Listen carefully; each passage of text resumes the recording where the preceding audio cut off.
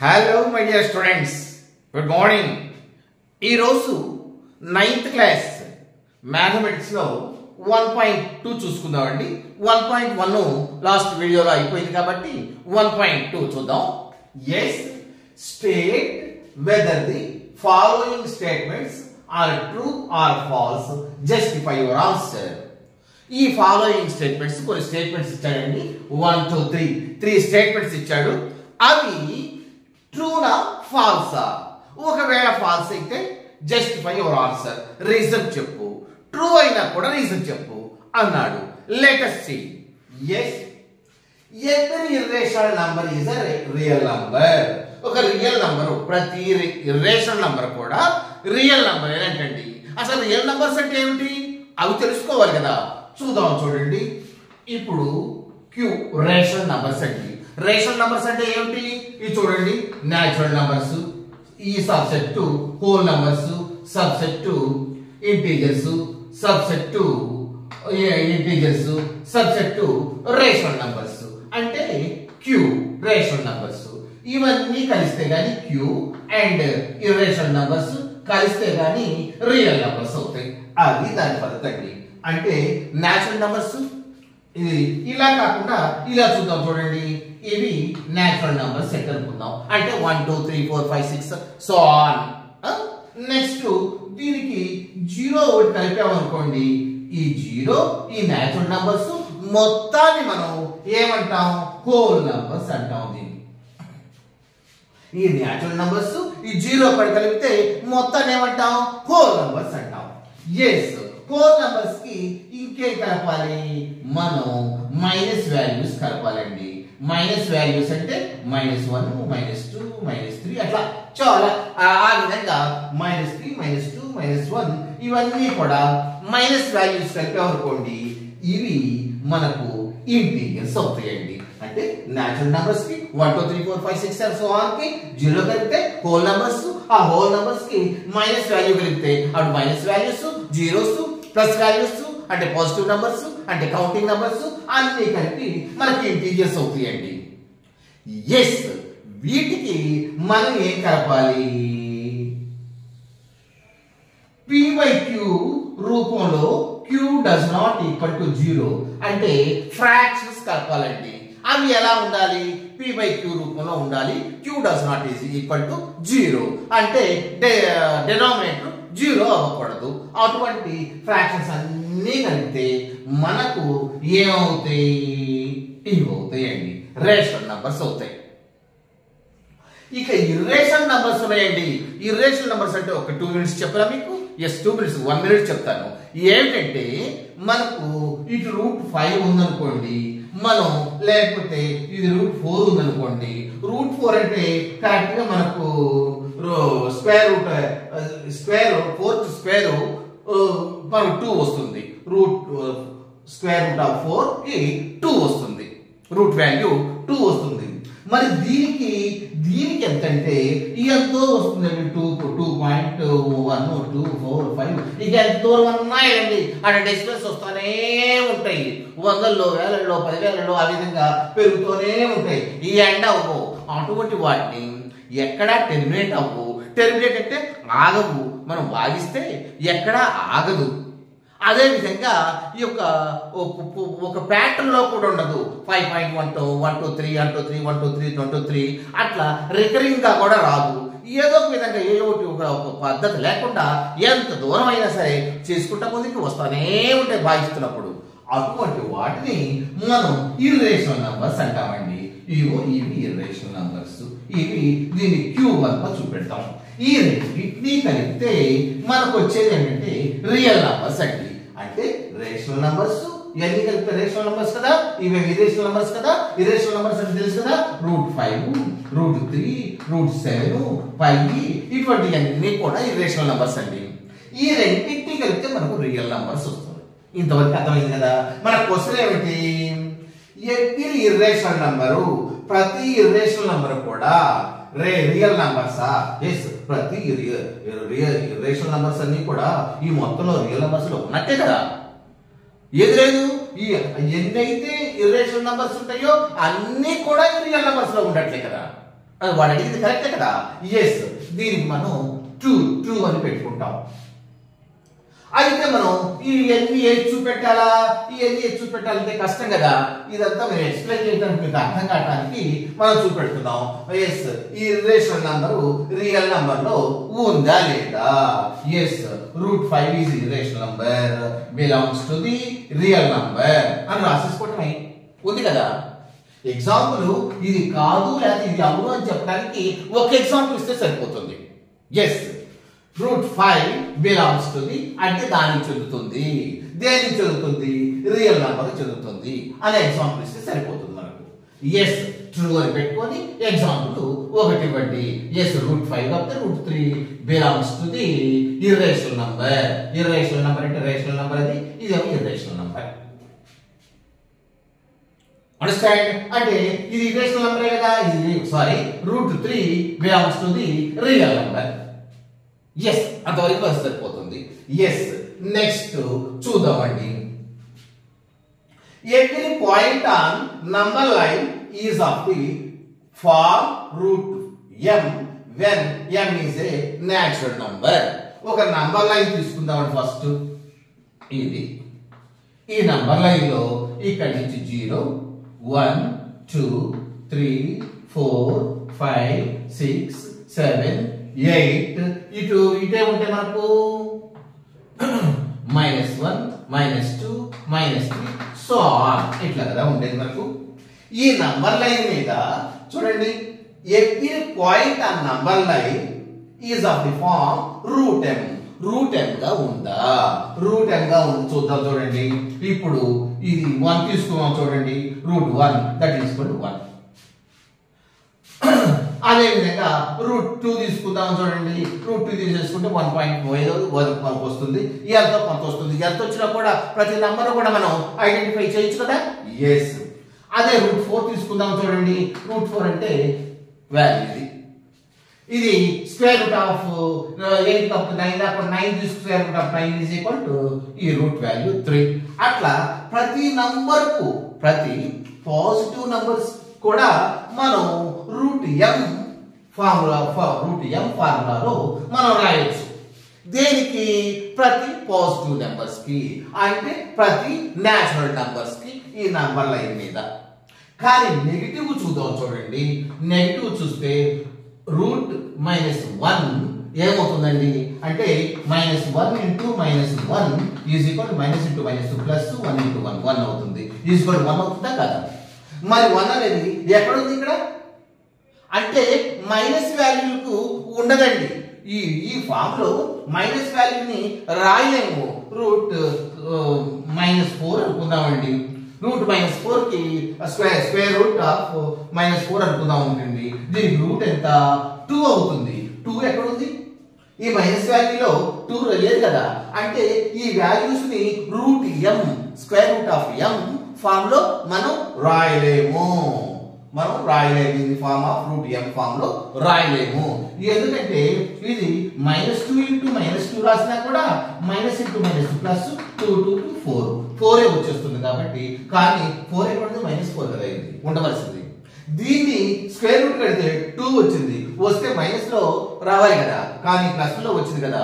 కనుక కొన్ని నంబర్లకే అంటే పాజిటివ్ నంబర్లు మాత్రమే square root of m form లో రాయగలము.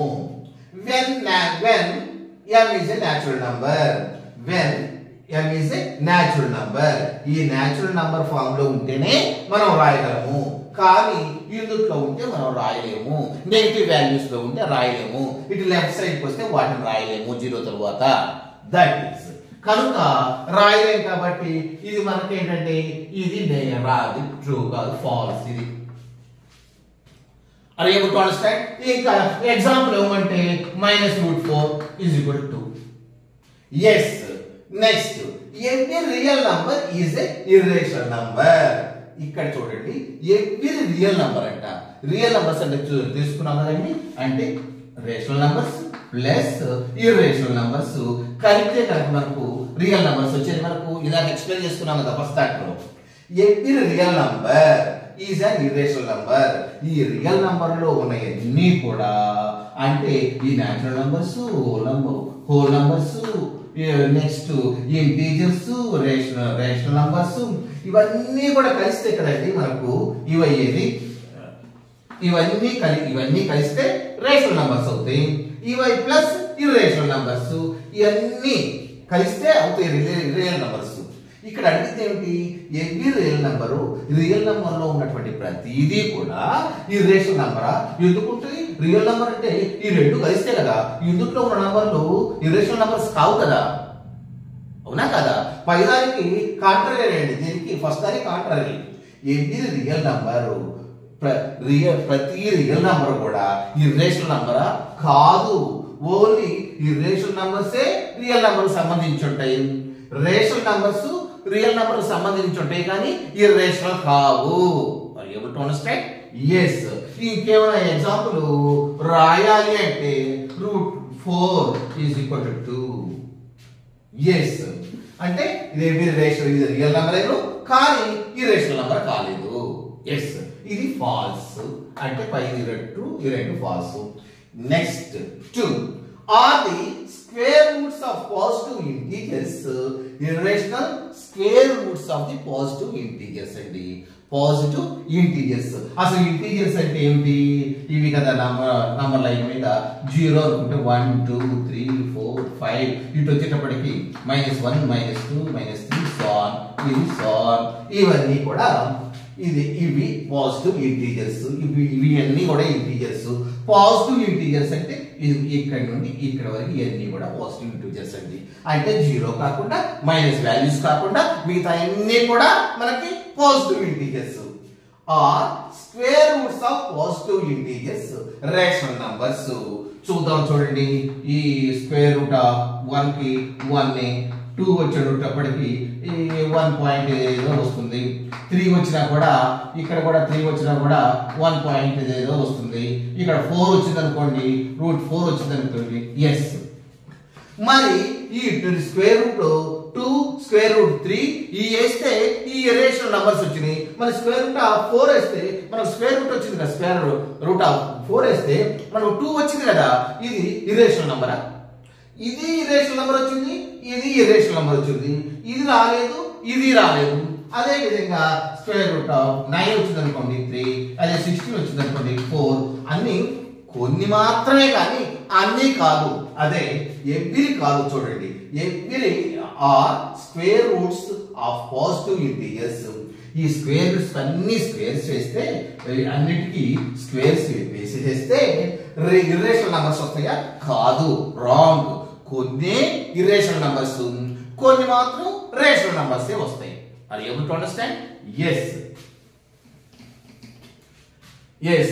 Give an example of the square roots of the numbers is a rational numbers. Give, మనం ఎట్లా తీసుకున్నాం కదా, ఇట్లా ఇందాక గీసింది.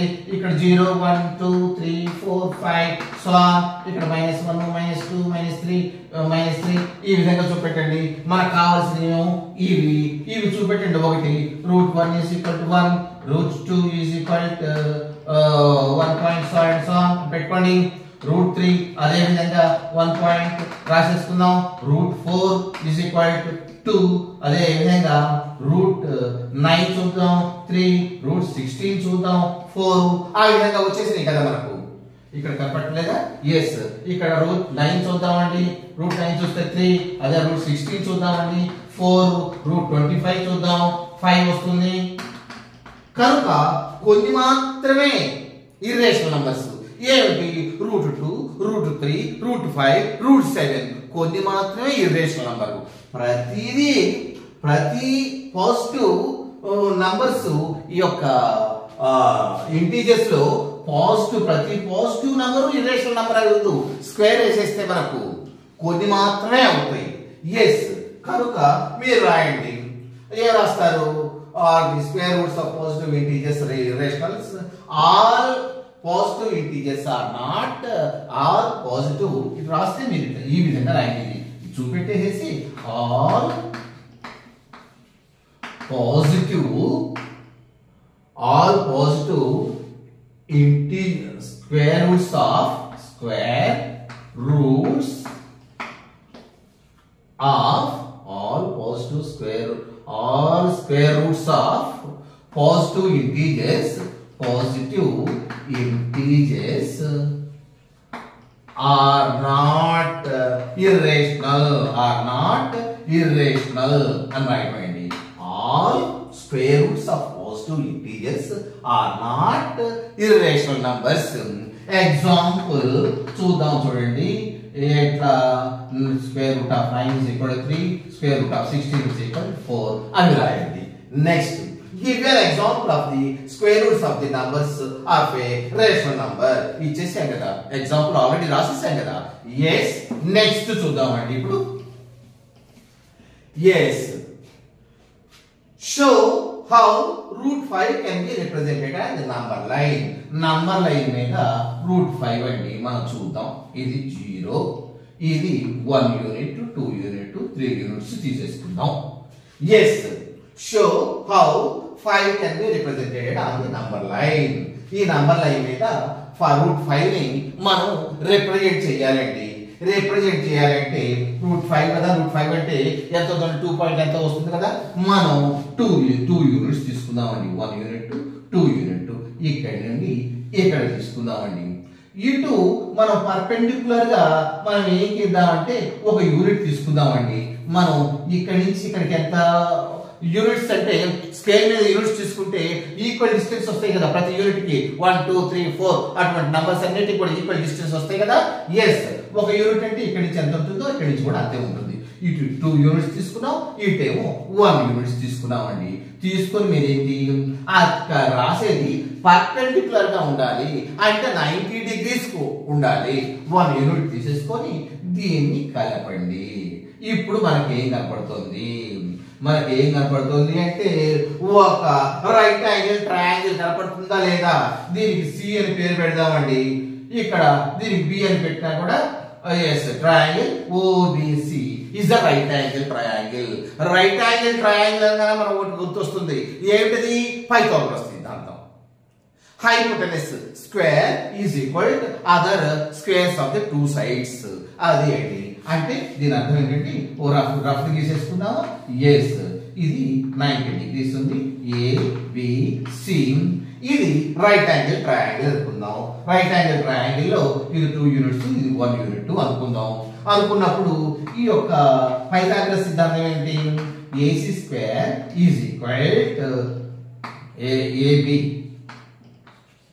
AB square plus BC square. అంటే ఈ యొక్క హైపోటెనస్ యొక్క బారు the length of the hypotenuse ఎంత ఉంటుంది, మిగతా రిమైనింగ్ 2 sides యొక్క స్క్వేర్స్ కలిపితే ఎంతో అంత ఉంటుంది. మరి చూద్దాం చూడండి. ఏసీ స్క్వేర్ మనకు తెలియదు, ఇది ఏసీ స్క్వేర్ తెలియదు, ఈజ్ ఈక్వల్ టు ఏబి మనకు తెలుసు 2 స్క్వేర్ ప్లస్ బిసి తెలుసు మనకు, బిసి స్క్వేర్ తెలుసు ఏమిటి 1 స్క్వేర్, దట్ ఈజ్ ఈక్వల్ చూద్దాం 2 2 sir 4 plus 1 1 into 1 1, that is equal to 5 కనిపిస్తుందా. ఇక్కడ రాసేసేనా. ఎస్, 2 స్క్వేర్ అంటే 4 ప్లస్ 1 స్క్వేర్ అంటే 1, దట్ ఈజ్ ఈక్వల్ టు 5. ఇక్కడ రాస్తాం చూడండి, AC square is equal to 5 అంటే వచ్చింది. ఏసీ స్క్వేర్ మనం అనుకుంది ఇదే కదా, ఏసీ స్క్వేర్ ఈజ్ ఈక్వల్ 5 అని వచ్చింది. మరి కావాల్సింది ఏసీనే కదా కావాల్సింది. ఇది ఏసీ కావాలంటే దీనికి ఏం చేయాలి, స్క్వేర్ రూట్ వేస్తే సరిపోతుంది, స్క్వేర్ వేస్తే సరిపోతుంది. ఇటు ఏం చేసామో ఒక ఈక్వేషన్ అంటే ఈజ్ ఈక్వల్ టు అవతల ఇటువైపు ఉన్నాయి కదా. ఆ ఈక్వేషన్ కి ఒక వైపు ఏం చేసామో రెండో వైపు కూడా అదే చేయాలండి. చేసేద్దాం, మరి ఇటు కూడా స్క్వేర్ రూట్ వేసేద్దామండి. అప్పుడు ఇది ఏసీ అవుతుంది, ఈజ్ ఈక్వల్ టు రూట్ అంటే 5 వస్తుందండి. ఎస్, ఏసీ ఎంత వస్తుంది, రూట్ 5 వచ్చేసింది. వచ్చిందా రాలేదా. ఎస్, ఇదే సిద్ధాంతం ఇక్కడ ఇది రూట్ 5 అవుతుంది. అయితే మనకు నంబర్ లైన్ అనేది కనుక్కోమన్నాడు కదా. మనం ఏం చేయాలంటే ఇక్కడి నుంచి ఒక కంపాస్ తీసుకొని ఈ విధంగా ఒక ఆర్క్ కొట్టండి. ఇట్లా కొడితే ఇది ఎట్లా వస్తుంది, ఈ విధంగా వస్తుందండి. ఇది ఈ పాయింట్ అండి మనకు show root 5 can be represented as number line. 2 point ఎంతో వస్తుందండి, 2.453 ఎంతో వచ్చేస్తుంది. ఇది ఈ విధంగా మనం చూపెట్టాలి. ఈ విధంగా మనం చూపిస్తే రిప్రజెంట్ చేసినట్టండి. ఇదేమో మీకు ఎక్స్ప్లెయిన్ చేయటం, ఇది రాయాలి. మనకు లెక్క వస్తుంది 1 మార్క్ 2 మార్క్స్ కి బాగా వస్తుందండి. షో అంటే మనం ఇట్లా పైథాగరస్ సిద్ధాంతం రాసి చూపెట్టాలి, రఫ్ డయాగ్రమ్ చేయాలి, నంబర్ లైన్ మీద ఇది కూడా చూపెట్టాలి. ఇది ఎట్లా రాసాము, మనకు ఒక 2 యూనిట్స్ తీసేసుకున్నాము. ఇదేమో 1 యూనిట్ తీసుకున్నాము, పర్పెండిక్యులర్ గా తీసుకున్నాము, అంటే 90 డిగ్రీస్ తీసుకున్నాము. తీసుకున్న తర్వాత ఈ ఓసిని కలిపేసాము. ఓసిని కలిపేసేసి ఓ దగ్గర నుండి సి రేడియస్ తీసుకొని ఒక ఆర్క్ కొట్టాము. అది 2 తర్వాత ఏదో పాయింట్ తర్వాత వస్తుంది. ఎస్, ఇది దీని యొక్క డిస్టెన్స్ ఎంత, √5 అంటే ఎంత ఉంటుందండి. అది √5 యొక్క వాల్యూ. అది ఏబుల్ టు అండర్స్టాండ్? ఎస్, మనము ఇది చేసాము అన్ని కూడా చేసేసాము. ఇక మీకు అర్థమైనట్లే కదా. అర్థం కాకపోతే అక్కడ కామెంట్ ఇవ్వండి, ఇది అర్థం కాలేదు సార్ అని. అర్థమైతే ఓకే సార్, ఎక్సలెంట్ సార్, ఏదో రాయండి. మీకు అర్థం కాకపోతే అక్కడ రాయండి, మరలా మీకు ఇంకొక వీడియో తీసి మీకు ఎక్స్ప్లెయిన్ చేస్తాను. లేకపోతే మీ ఫోన్ నెంబర్ చేస్తే ఫోన్ నెంబర్కి ఫోన్ చేసి నేను చెప్తాను. Thank you. Like and share. Thank you.